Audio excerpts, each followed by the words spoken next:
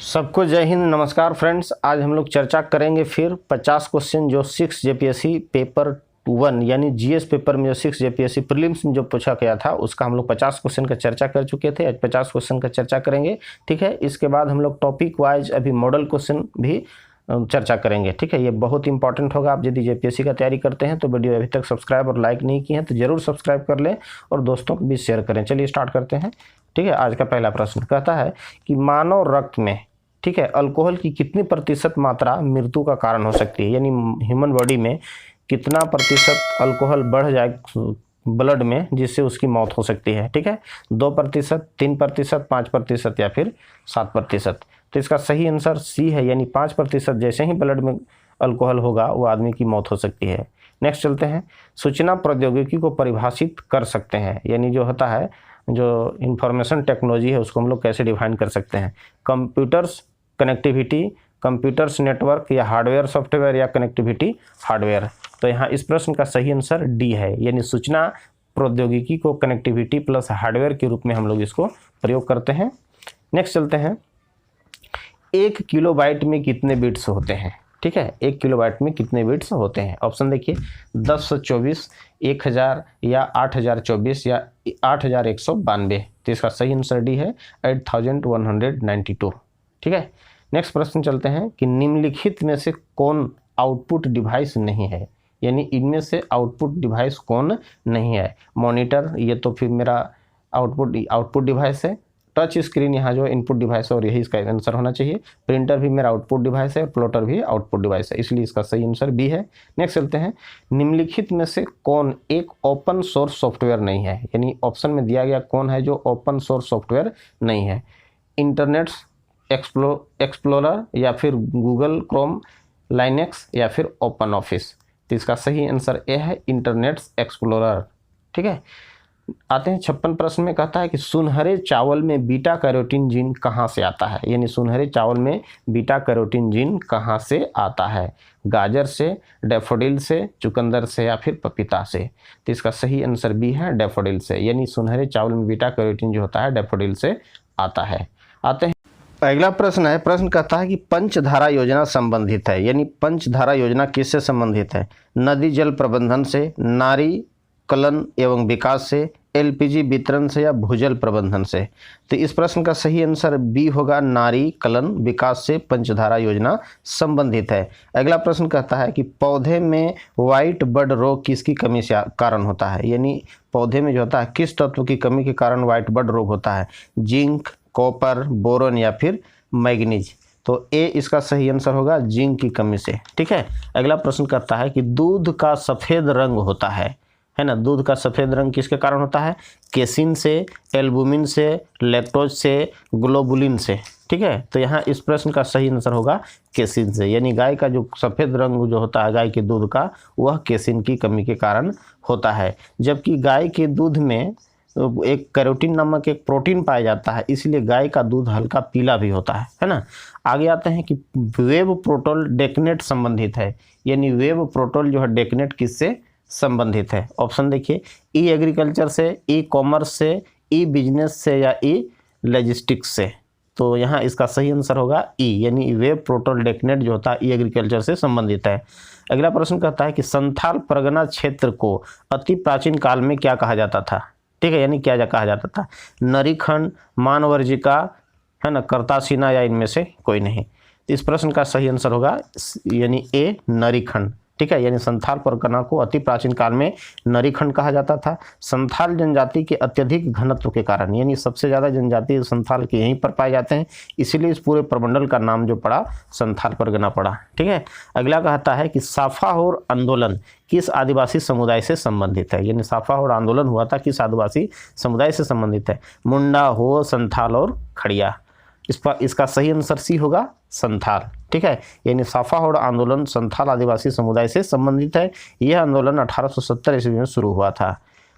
अब नेक्स्ट प्रश्न आते हैं कि अंडी और ओपरतिपी, ठीक है, एक प्रश्न है। नेक्स्ट अगला प्रश्न कहता है कि निम्नलिखित में कौन आदिम जनजाति है।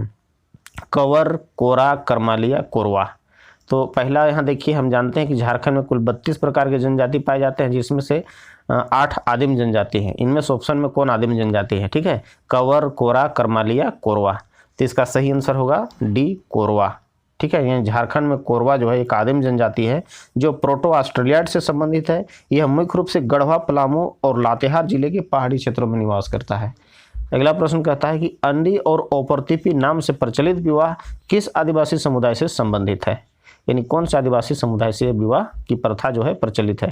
ठीक है, हो, पहाड़िया, उड़ाव या फिर मुंडा। ठीक है, तो इसका सही आंसर होगा ए, हो। यानी यहाँ पर हो समाज जो मुख्य रूप से 5 प्रकार के विवाह प्रचलित है उसमें, यानी मुख्य रूप से 5 प्रकार के विवाह देखे जाते हैं हो समाज में, जिसमें से आंधी बापला, बापला मतलब विवाह होता है, दिकू, आंधी, औपरतिपी, राजी खुशी या अनादार विवाह। इस जनजाति में आंधी विवाह बहुत प्रचलित है और लोकप्रिय भी है। नेक्स्ट प्रश्न चलते हैं। शासक पूरनमल के द्वारा निम्नलिखित में से किस मंदिर का निर्माण करवाया गया था? यानी शासक पूरनमल के द्वारा जो दिया गया मंदिर है किसका निर्माण करवाया गया था? ठीक है, रांची स्थित जगन्नाथ मंदिर, देवघर स्थित शिव मंदिर, रांची स्थित पहाड़ी मंदिर या इटखोरी स्थित भद्रकाली मंदिर। तो इसका सही आंसर बी होगा, यानी देवघर स्थित शिव मंदिर का निर्माण जो करवाया गया था पूरनमल के द्वारा करवाया गया था। ठीक है, अगला प्रश्न कहता है कि महुआ टांड़ अभ्यारण्य झारखंड के किस जिले में है? यानी कौन सा जिला में स्थित है? पलामू, कोडरमा, चतरा या फिर लातेहार। तो इस प्रश्न का सही आंसर होगा लातेहार। यानी महुआ टांड़ अभ्यारण्य जो है वो झारखंड के लातेहार जिला में स्थित है। ठीक है, यानी इस अभ्यारण्य की स्थापना 1976 ईस्वी में किया गया था। अगला प्रश्न कहता है आंजन धाम झारखंड के किस जिले में स्थित है? गुमला, गढ़वा, गिरिडीह और गोड्डा। तो यहाँ समझते हैं कि आंजन धाम जो होता है, कहा जाता है हिंदू धर्म में ऐसी मान्यता है कि आंजन धाम में ही बजरंगबली यानी हनुमान जी का जन्म हुआ था। ठीक है, तो यहाँ इसका ऑप्शन होगा यानी गुमला इसका सही आंसर है। गुमला इसका सही आंसर ए होगा। अगला प्रश्न है झारखंड निवासी दीपसेन गुप्ता का नाम किस खेल से जुड़ा हुआ है? यानी झारखंड के निवासी दीपसेन गुप्ता है, इसका नाम जो है किस खेल से जुड़ा है? तीरंदाजी से, बास्केटबॉल से, एथलेटिक्स से या फिर शतरंज से। तो यहाँ इसका सही आंसर होगा शतरंज है। ठीक है, अब आते हैं खोरठा संकलनों का प्रकाशन मेघदूत, यानी खोरठा संकलन का प्रकाशन मेघदूत जो है किस रचनाकार ने किया था? उनकी रचना यानी कौन से साहित्यकार ने किया था? भुवनेश्वर दत्त शर्मा, जिनका उपनाम व्याकुल है, ए.के. झा यानी अजीत कुमार झा, नरेश प्रसाद सिंह या फिर श्रीनिवास पानुरी। तो इसका सही आंसर डी होगा, श्रीनिवास पानुरी। यानी श्रीनिवास पानुरी द्वारा 1950 ईस्वी के आसपास में जो खोरठा संकलनों का प्रकाशन जो हुआ मेघदूत का प्रकाशन हुआ था। अगला प्रश्न कहता है मुंडा परंपरा है ना का रीजगढ़ किस स्थान से संबंधित है? यानी स्थान दिया हुआ है जो रीजगढ़ किस स्थान से संबंधित है? रोहतासगढ़, बिजनगढ़, पालीगढ़ या फिर राजगीर। तो इस प्रश्न का सही आंसर होगा राजगीर। अगला कहता है फ्रेंडशिप 2016 क्या है? ये करंट अफेयर से क्वेश्चन है। रूस और पाकिस्तान के सैनिकों द्वारा किया गया संयुक्त युद्धाभ्यास, या अमेरिका और भारत के सैनिकों द्वारा किया गया संयुक्त युद्धाभ्यास, या भारत यानी सी में है भारत और अफगानिस्तान के सैनिकों द्वारा किया गया संयुक्त युद्धाभ्यास, या भारत और कजाकिस्तान के सैनिकों द्वारा किया गया संयुक्त युद्धाभ्यास। तो यहाँ जो है फ्रेंडशिप 2016 जो है इसका सही आंसर होगा ये ए, यानी रूस और पाकिस्तान के सैनिकों द्वारा किया गया संयुक्त है ना युद्धाभ्यास को ही फ्रेंडशिप 2016 कहा गया है। आगे आते हैं 14वें आसियान शिखर सम्मेलन का आयोजन कहाँ किया गया है? यानी किस देश में किया गया है? वियंतियान, इस्लामाबाद, ढाका या दावोस। तो इस प्रश्न का सही आंसर होगा वियंतियान। ठीक है, आगे आते हैं 73 में चंद्रमा पर जाने के लिए दुनिया की पहली प्राइवेट फ्लाइट विमान का नाम है। यानी दुनिया की पहली प्राइवेट फ्लाइट जो है विमान का क्या नाम है? Moon express, moon flight, Chandrayaan या फिर मून मेल। ठीक है, तो यहाँ पर इस प्रश्न का जो सही आंसर है यह है ए, यानी चंद्रमा पर जाने के लिए दुनिया की पहली प्राइवेट फ्लाइट विमान का नाम जो है मून एक्सप्रेस है। इसकी स्थापना 2010 ईस्वी में की गई थी। आगे आते हैं अफगानिस्तान की पहली महिला गवर्नर कौन है? अफगानिस्तान की पहली महिला गवर्नर कौन है? ठीक है, ये कोई भी करंट अफेयर का क्वेश्चन है। मलाला यूसुफजई या फिर मासूमा मुरादी या फिर फरीदा शेख या चांद उस्मानी। तो इस प्रश्न का सही आंसर बी है मासूमा मुरादी, यानी मासूमा मुरादी है अफगानिस्तान की पहली महिला गवर्नर। अगला है प्रश्न रियो ओलंपिक्स में तुवालू राष्ट्र ने कितने सदस्यों यानी कितने प्रतिभागियों के साथ उस खेल में हिस्सा लिया था? 5 के साथ 3 प्रतिभागी, 1 प्रतिभागी या फिर 9। तो इसका सही आंसर है 1 प्रतिभागी के साथ जो होता है रियो ओलंपिक्स में तुवालू राष्ट्र ने भाग लिया था। अगला प्रश्न है कि विश्व आर्थिक मंच सम्मेलन यानी वर्ल्ड इकोनॉमिक ऑर्गेनाइजेशन का जो सम्मेलन हुआ था 2016 में कहाँ आयोजित हुआ था? स्विट्जरलैंड में, लाओस में, ऑस्ट्रिया में या फिर फ्रांस में? तो इस प्रश्न का सही आंसर ए है यानी स्विट्जरलैंड में। विश्व का प्रथम कैशलेस अर्थव्यवस्था वाला देश कौन सा देश है जो पूरे विश्व में प्रथम कैशलेस अर्थव्यवस्था वाला है? कनाडा, स्वीडन, फ्रांस या फिर बेल्जियम? तो यहाँ इसका सही आंसर बी है, स्वीडन जो है पूरे विश्व में पहला कैशलेस अर्थव्यवस्था वाला देश है। रियो ओलंपिक्स की सबसे युवा एथलीट कौन थी? यानी रियो ओलंपिक्स हुआ था, उसमें सबसे खिलाड़ियों में सबसे युवा एथलीट कौन थी? है ना, दीपा कर्माकर, वर्जीनिया थ्रेसर, गौरिका सिंह या फिर एमिली सिबोहन? तो इस प्रश्न का सही आंसर होगा गौरिका सिंह, जो थी पूरे खेल में, ओलंपिक खेल में सबसे कम उम्र की खिलाड़ी थी। ग्रामीण स्वच्छता सर्वेक्षण के अनुसार, यानी ग्रामीण स्वच्छता का सर्वेक्षण हुआ था, उसके अनुसार स्वच्छता के मामले में सबसे ऊपर कौन है? यानी 4 राज्य का नाम दिया हुआ है जिसमें सबसे ऊपर कौन है? झारखंड, सिक्किम, केरल और तमिलनाडु, तेलंगाना। तो इसका सही आंसर बी है यानी सिक्किम जो था ग्रामीण स्वच्छता सर्वेक्षण हुआ था जिसमें सबसे ऊंचा था। अगला प्रश्न है भारत की सर्वाधिक गति से चलने वाली ट्रेन गतिमान एक्सप्रेस 4 अप्रैल 2016 को चली कहां से कहां तक? ठीक है, नई दिल्ली से लखनऊ तक, हजरत निजामुद्दीन से आगरा तक, दिल्ली से चंडीगढ़ तक या फिर मुंबई से पुणे तक? तो इस प्रश्न का सही आंसर होगा बी यानी हजरत निजामुद्दीन से आगरा तक चली थी। अगला प्रश्न है रियो ओलंपिक्स में भारत का कौन सा स्थान रहा? यानी रियो ओलंपिक हुआ तो जिसमें भारत का कौन सा पोजीशन खेल में रहा? 42वां, 43वां, 44वां या फिर 32वां?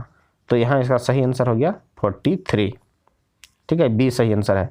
रणथंभौर की प्रसिद्ध बाघिन जिसकी हाल ही में मृत्यु हुई, ये करंट अफेयर से क्वेश्चन है जो 2016 में जेपीएससी में पूछा गया था, उसका नाम पूछा गया है। यानी रणथंभौर की बाघिन जो थी उसकी मृत्यु हो गई थी, उसके नाम क्या है? मछली, सोनल, शेरी या फिर शत्रुजीत? तो इसका सही आंसर है मछली। अगला प्रश्न है भारत की पहली सशस्त्र परमाणु पनडुब्बी है, यानी भारत की पहली सशस्त्र परमाणु पनडुब्बी कौन है?